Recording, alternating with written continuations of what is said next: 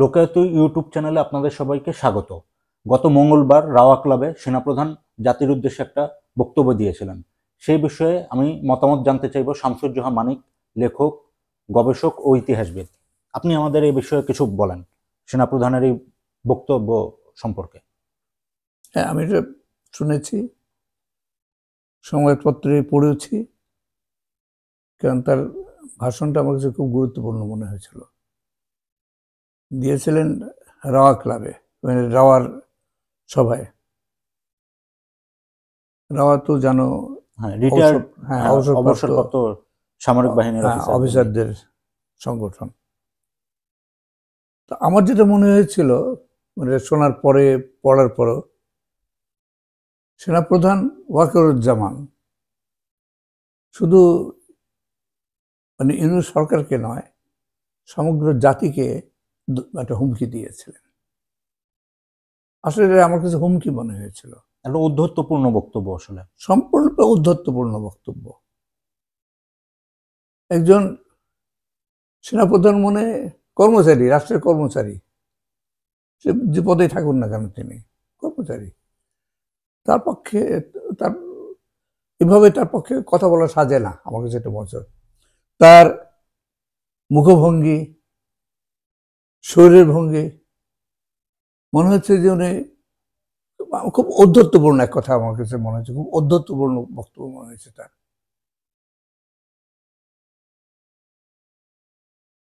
সেনাবাহিনীতে যে হত্যা, মানে বিডিআর যে হত্যাকাণ্ডটা হয়েছিল, সেনা অফিসার সহ, এই হত্যাকাণ্ডের উপরে যদি আরো মানে অনুসন্ধান হয়, তাতে তার আপত্তি কিসের? আর আমার কিছু বিডিআর হত্যাকাণ্ডকে খুব সন্দেহজনক, রহস্যজনক মনে হয়েছিল। এটা কাগজ পড়ে আর অন্যদের ওই দূর থেকে খালি বক্তব্য শুনে যে তা না।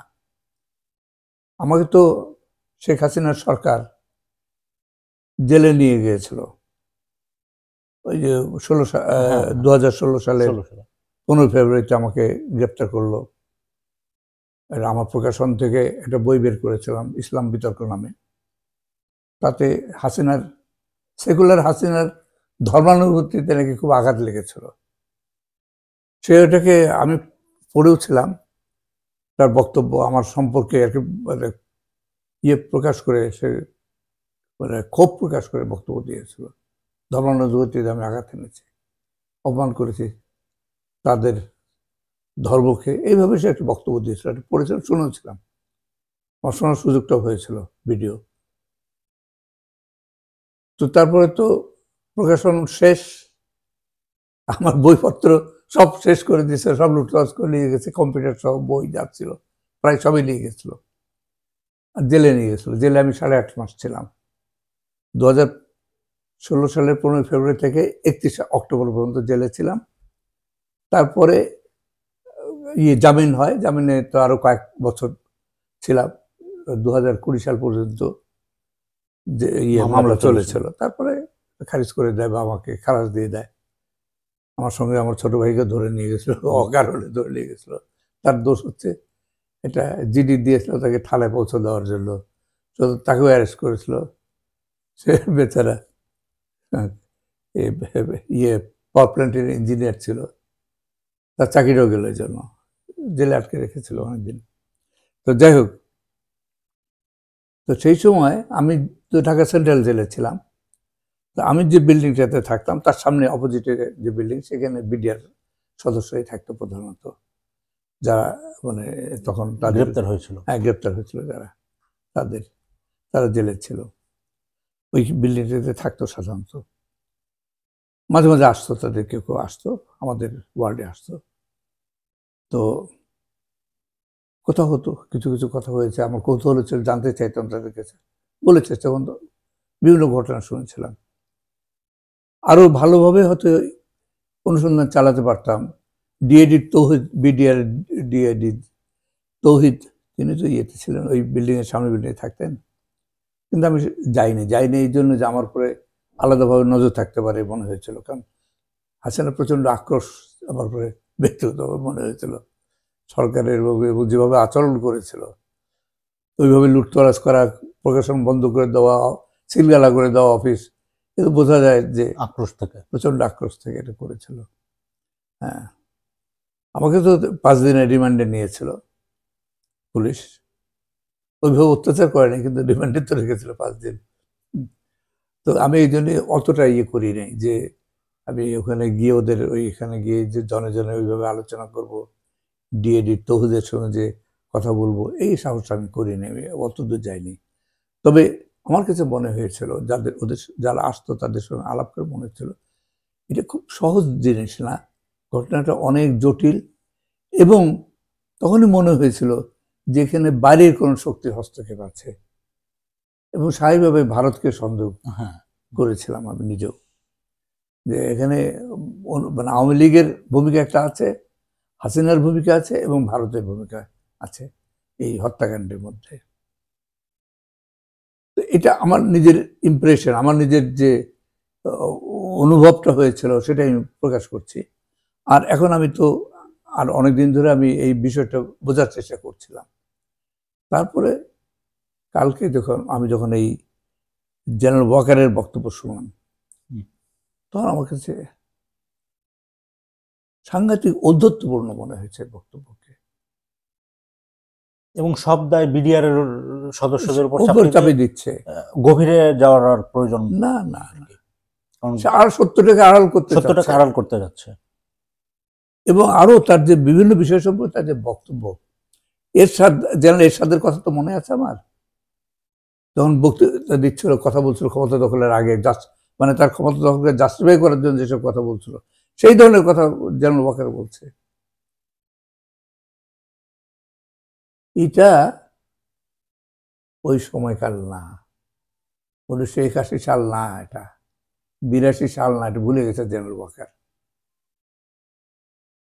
একটা প্রচন্ড অভ্যুত্থানের মধ্যে দিয়ে হাসিনাকে পালাতে হয়েছে দেশ থেকে, রক্তক্ষয়ী অভ্যুত্থান। এইটা ভুলে গেলে চলবে না।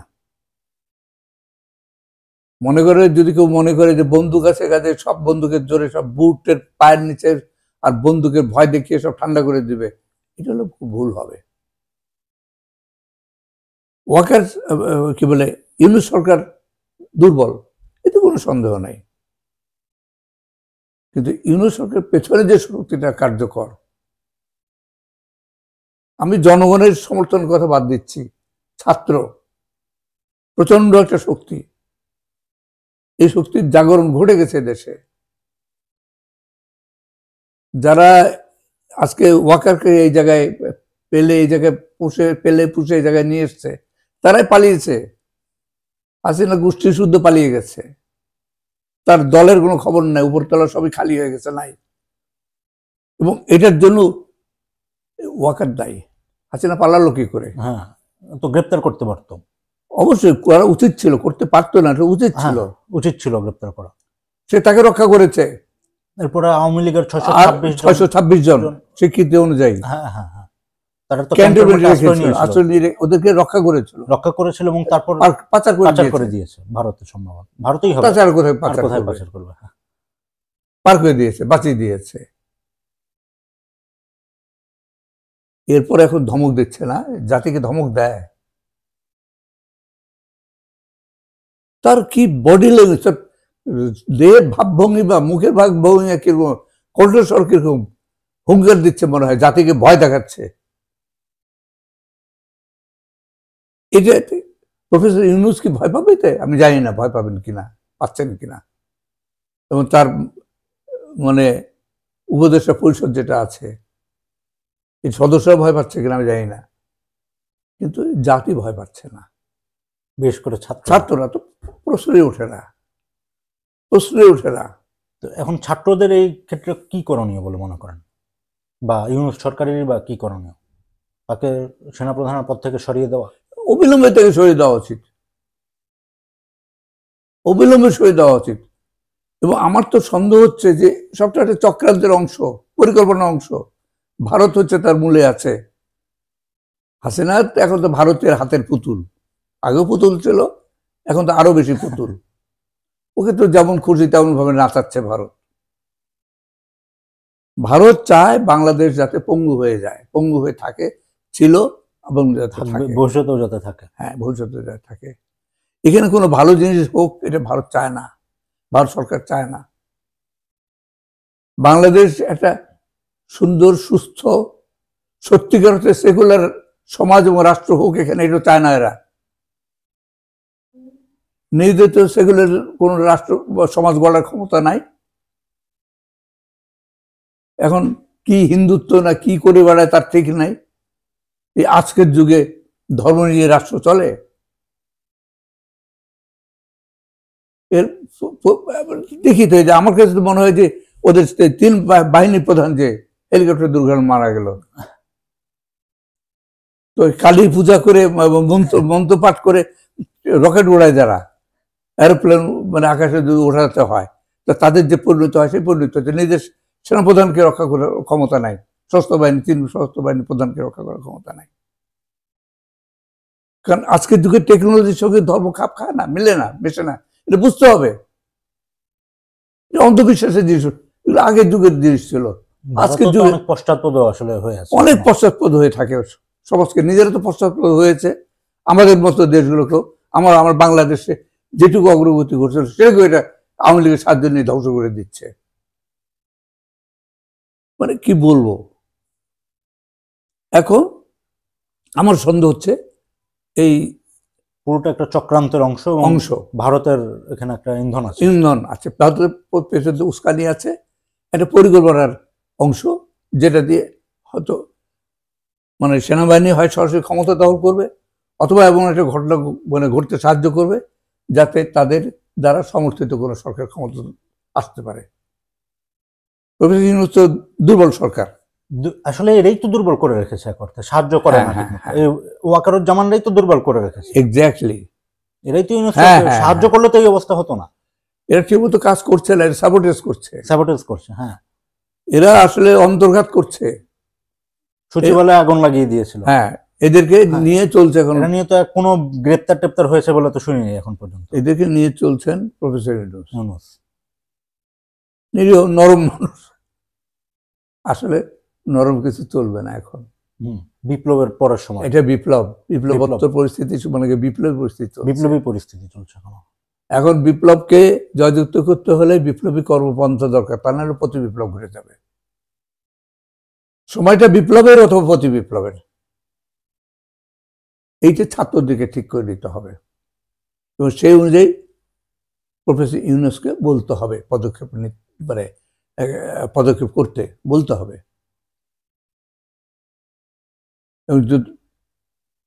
ইউনূস হয় শুনবে, না তো শুনবে না, না শুনলে ছাত্রদের সেই অনুযায়ী ব্যবস্থা নিতে হবে।